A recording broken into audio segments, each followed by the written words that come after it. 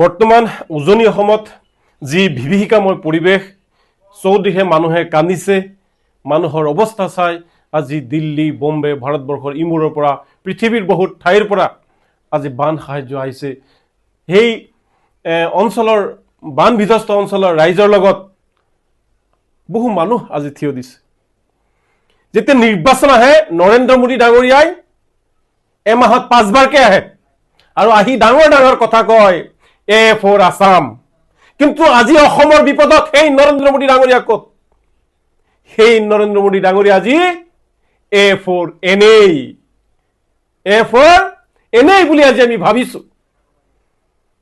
নিৰ্বাচনৰ আগত অমিত শ্বাহ আহি আমাক আৰু 5 বছৰ সময় দিয়ক, আমাক আৰু 5 বছৰ সময় দিয়ক, আমি অসমৰ বান সমস্যা সমাধান কৰি দিম। আজি বৰ দুখৰ কথা যে অসমৰ সদৌ অসম ছাত্ৰ সন্থাৰ যেতিয়া সভাপতি আছিল সৰ্বানন্দ সোণোৱাল ডাঙৰীয়া, তেওঁ আন্দোলন কৰিছিল অসমৰ বান সমস্যাক ৰাষ্ট্ৰীয় সমস্যা হিচাপে ঘোষণা কৰিব লাগে। আজি সৰ্বানন্দ সোণোৱাল ডাঙৰীয়া মন্ত্ৰী, কেন্দ্ৰীয় মন্ত্ৰী, কেন্দ্ৰীয় মন্ত্ৰী সৰ্বানন্দ সোণোৱাল ডাঙৰীয়া, আপুনি পদত্যাগ কৰক। এই কেন্দ্ৰীয় চৰকাৰৰ পৰা আপুনি ওলাই আহক, ওলাই আহি আপাৰ আসামৰ সেই জনতাৰ লগত আপুনি থিয় দিয়ক। ছাত্ৰ সন্থাত থাকোঁতে আপুনি কৈছিলে বান সমস্যাক ৰাষ্ট্ৰীয় সমস্যা হিচাপে ঘোষণা কৰিব লাগে।